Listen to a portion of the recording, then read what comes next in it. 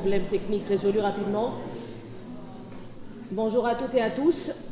Alors, je m'appelle Théa Manola pour ceux qui ne me connaissent pas. Et avec moi, il y a Yvan Kotnikov.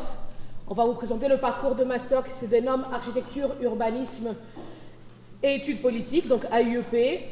On est deux devant vous aujourd'hui, mais l'équipe, elle est assez grande, donc on vous la présentera par la suite. Rapidement, parce que c'est un parcours qui est un peu particulier par rapport aux autres dans l'établissement. Qu'est-ce que c'est AUEP?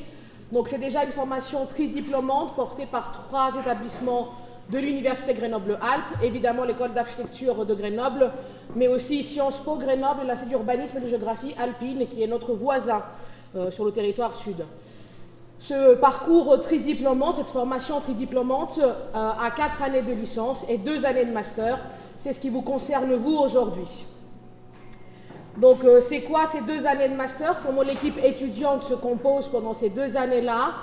En gros, la moitié de la promotion étudiante est issue de l'école. L'autre moitié de l'école est issue d'un recrutement via le master urbanisme et aménagement, donc de l'Institut d'urbanisme et de géographie alpine, et c'est des étudiants et étudiantes qui sont formés en urbanisme, en géographie, en aménagement, en sciences politiques, mais aussi, de manière plus ponctuelle, dans d'autres sciences humaines et sociales. Donc vous, en ce qui vous concerne, au bout des 2 ans de master, si vous êtes dans le parcours AUEP, évidemment vous aurez votre diplôme d'état d'architecte, mais en plus vous aurez un master 1 et un master 2 en urbanisme et aménagement. Donc l'équipe enseignante est à l'image du parcours, elle est importante parce qu'on est 3 établissements, il y a 3 groupes, on va dire, de formation qui sont représentés. Donc de l'école, on a à la fois des personnes qui sont des architectes urbanistes, une partie praticiens, une partie chercheurs, enseignants-chercheurs, enseignants-praticiens. On a aussi des collègues qui viennent de l'Institut d'urbanisme et de géographie alpine, plusieurs d'entre eux formés en architecture, mais qui enseignent dans d'autres cadres. Et puis nous avons aussi des personnes qui ont des formations un peu plus exotiques, parfois pour les habitudes qu'on a à l'école, des juristes, des historiens, des géographes, des sociologues, bon, même si on en a une qui est dans l'école. Alors, bonjour, vous m'entendez? C'est bon? Du coup, la posture de la formation, elle s'articule autour de 4 points qui nous semblent tout à fait particuliers. Le premier, c'est l'idée de faire tourner pensée et action dans un cadre d'intervention réel. Donc du coup, on va saisir des grands enjeux sociétaux, que ce soit la transition environnementale, la transition territoriale, on peut parler aussi de la transition foncière, mais on va le faire en regardant attentivement dans quel cadre de politique publique ça peut s'inscrire et comment sont les dynamiques plutôt privées autour de ces sujets. Donc, les enjeux sociétaux dans le cadre de la formation sont traités au contact des personnes en charge de ces enjeux sociétaux, autres que architectes. La deuxième dimension un peu importante de la formation va s'articuler autour de la notion de processus de projet. Donc, grosso modo, on a devant nous quelques rendez-vous que collectivement il ne faut pas rater, que ce soit horizon 2030-2050. Et donc notre intuition, c'est qu'ils ne vont pas se régler tout seuls et on ne va pas être non plus en mesure, nous architectes, de les régler tout à fait tout seuls. Et donc il faut qu'on soit en capacité d'ouvrir les processus de travail à la discussion avec d'autres acteurs.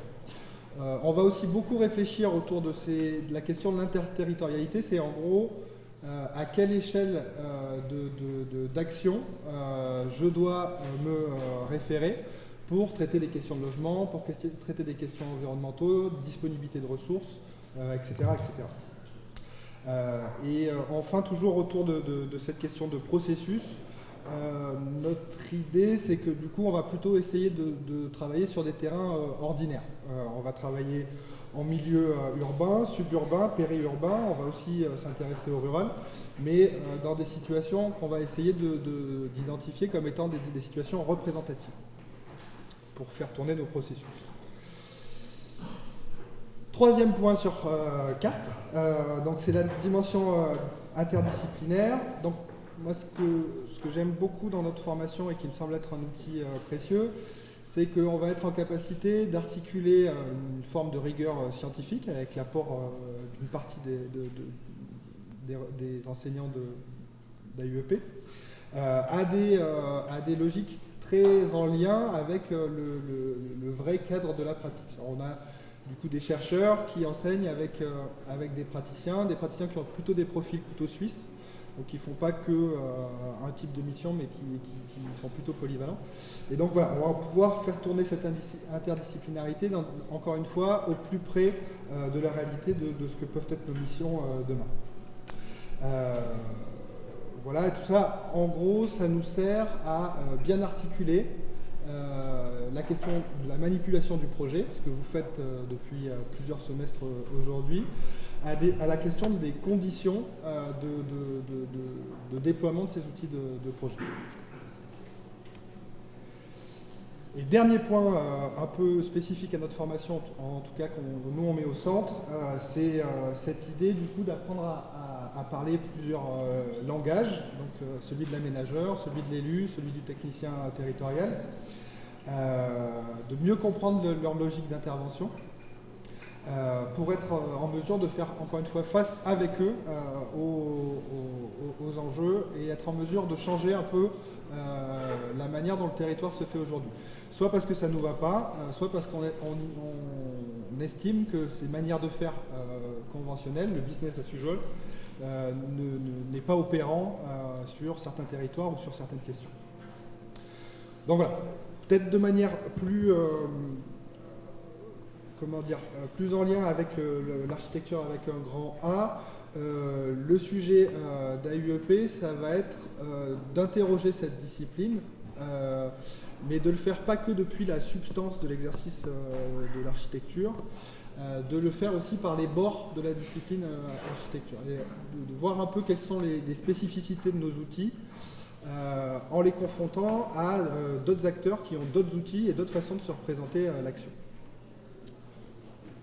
Voilà.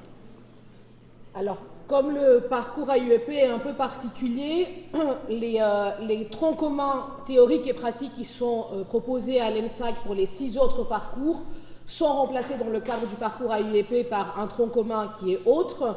Il comporte des cours théoriques avec des fondamentaux de l'urbanisme et de l'aménagement qui se déroulent majoritairement à l'Institut d'urbanisme et de géographie alpine, donc à la fois sur les théories de l'urbanisme et de l'aménagement, mais aussi sur les questions de droit, de gouvernance, de planification, de finances, donc des entrées thématiques qui sont celles plutôt de la question de l'aménagement des territoires au sens large. Le suivi de mémoire se fait aussi dans ce cadre avec un enseignement spécifique qui s'appelle Initiation à la recherche.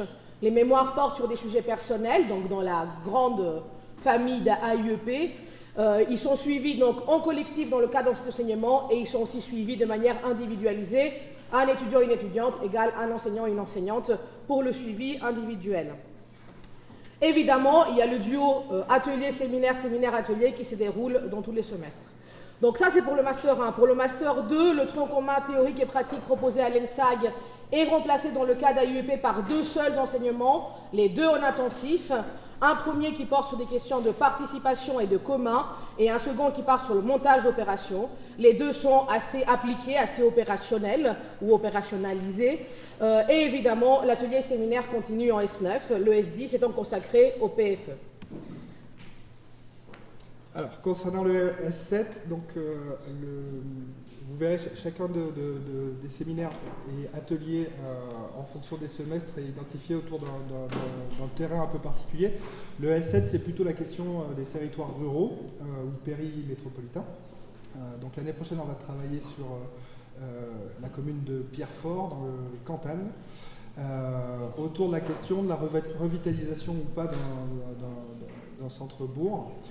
En lien avec toute l'actualité Petite Ville de demain et les réflexions en cours par l'ANCT, donc l'Agence nationale de cohésion des territoires. Le semestre 8 se passe sur un territoire périurbain qui est sous pression métropolitaine, dans des territoires qui sont très attractifs pour les populations, des personnes veulent y habiter.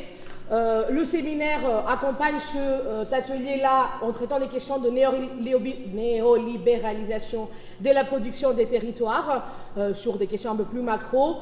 Et l'idée, c'est de penser comment on fait du logement dans ces territoires-là sous tension, tout en artificialisant le moins et tout en proposant une qualité d'habitat et d'habiter la plus élevée possible. Donc l'ES9, c'est pas son cœur métropolitain. Dans le territoire grenoblois, l'acteur privilégié de contact, c'est l'agence d'urbanisme de la région grenobloise, la métropole et la ville. L'idée dans l'ES9, c'est de travailler avec deux casquettes différentes, à la fois passer de la case maîtrise d'ouvrage, donc proposer, ouvrir un appel pour que des maîtres d'œuvre puissent y répondre. Et pendant le semestre, les étudiants et étudiantes jouent ces deux rôles. Au niveau du séminaire, on accompagne avec une individualisation de la réflexion et des parcours professionnels. Donc on travaille beaucoup sur l'évolution des métiers des territoires habités. On questionne aussi à la fois en projet et en séminaire les nouvelles manières de fabriquer des communs, de penser ces territoires métropolitains dans lesquels on continuera à vivre. Et donc pour le PFE, le sujet est libre. Alors, bien sûr, on discute pour être sûr que ce soit un sujet qu'on va être en capacité de développer. Donc du coup, la question du PFE, c'est assez conventionnellement de faire demander à l'étudiant de démontrer sa capacité à mobiliser l'intégralité des outils et de l'expérience qu'il aura accumulée. Je vous ai mis cette petite photo que j'ai empruntée à une agence qui s'appelle Civil, qui elle-même l'avait empruntée à son auteur Ostram.